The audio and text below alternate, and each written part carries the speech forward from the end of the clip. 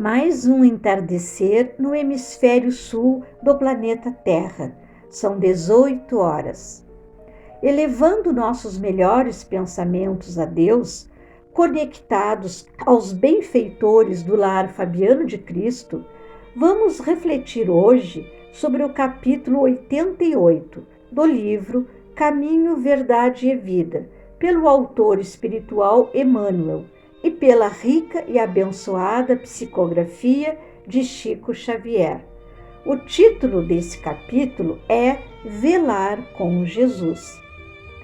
E, voltando-se para os seus discípulos, achou-os adormecidos e disse a Pedro: Então, nem uma hora pudeste velar comigo? Foi anotado por Mateus, no versículo 40, do capítulo 26, que tem por título Conspiração para matar Jesus. Esse fato ocorreu um pouco antes da prisão do Mestre. Emmanuel, então, nos conduz sabiamente para uma profunda e bela reflexão, nos dizendo: Jesus veio à Terra acordar os homens para a vida maior. É interessante lembrar, todavia, que, sentindo a necessidade de alguém para acompanhá-lo no supremo testemunho, não convidou os seguidores tímidos ou beneficiados da véspera, e sim os discípulos conscientes das próprias obrigações. Entretanto, esses mesmos dormiam, intensificando a solidão do divino enviado. É indispensável rememoremos o texto evangélico para considerar que o Mestre continua em esforço incessante e prossegue convocando cooperadores devotados à colaboração necessária. Claro que não confia ainda tarefas de importância fundamental a espíritos inexperientes ou ignorantes, mas é preciso reconhecer o reduzido número daqueles que não adormecem no mundo, enquanto Jesus aguarda resultados da incumbência que lhes foi cometida. Olvidando, esquecendo o mandato de que são portadores, inquietam-se pela execução dos próprios desejos, a observarem em grande conta os dias rápidos que o corpo físico lhes oferece. Esquecem-se de que a vida é a eternidade e que a existência terrestre não passa simbolicamente de uma hora. Em vista disso, ao despertarem na realidade espiritual, os obreiros distraídos choram sob o látego da consciência, isto é, das punições de nossa própria consciência, e anseiam pelo reencontro da paz do Salvador, mas ecoam-lhes ao ouvido as palavras endereçadas a Pedro: Então, nem por uma hora pudeste velar comigo? E, em verdade, se ainda não podemos permanecer com o Cristo ao menos uma hora, como pretendermos a divina união para a eternidade? Amigos, irmãos de caminhada sobre a terra, este é um amoroso aviso que vem do mundo espiritual, transmitidos por Jesus, pois o Mestre continua encontrando seus discípulos adormecidos, talvez todos nós, ao longo dos séculos, que já ouvimos falar do Evangelho. Somos os discípulos que dormem sob os efeitos da matéria. Talvez alguns de nós já estejamos convencidos desse único e maravilhoso caminho, mas não estamos ainda convertidos ao amoroso chamado. Muitos seres humanos apenas existem, mas ainda não vivem, não acordaram para a vida maior. A evolução, conforme Deus a elaborou, acontece mais ou menos assim.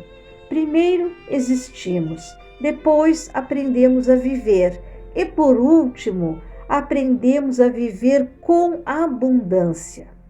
Jesus não desiste de nós, queridos irmãos, e continua nos convocando para que possamos velar com Ele. Alguns podem pensar como isso acontece. Se passamos uma vida sofrendo, passamos por grandes provas, mas justamente é nos grandes desafios que nos desenvolvemos, nas grandes dificuldades, nas demandas da matéria, nas sacudidas que levamos, é que pode ocorrer o despertamento espiritual. Às vezes, uma grave doença, uma perda, faz com que a gente consiga realmente acordar para as coisas do espírito. Já sabemos que nossa vida no corpo físico é como um relâmpago e passa. Essa uma hora que o Mestre nos fala pode significar uma existência, uma encarnação. E o que são alguns anos de provas, de sacrifício em relação à eternidade? Despertar, amados irmãos, não é apenas saber. Precisamos viver o Evangelho, pois somos os trabalhadores da última hora.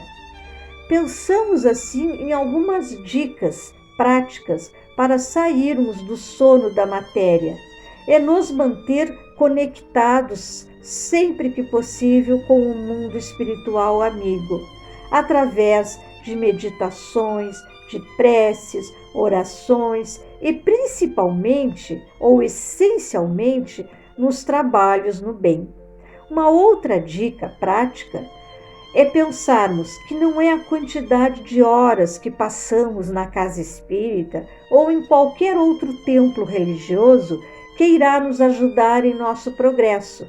O que vale mesmo é a qualidade dos nossos pensamentos e atitudes, é não julgarmos o outro, é apenas estendermos as mãos, perdoando e amando.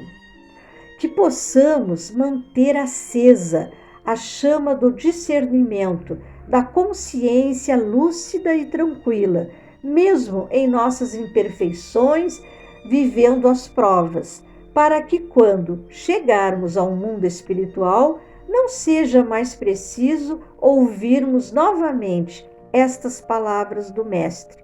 Então, nem por uma hora pudeste velar comigo?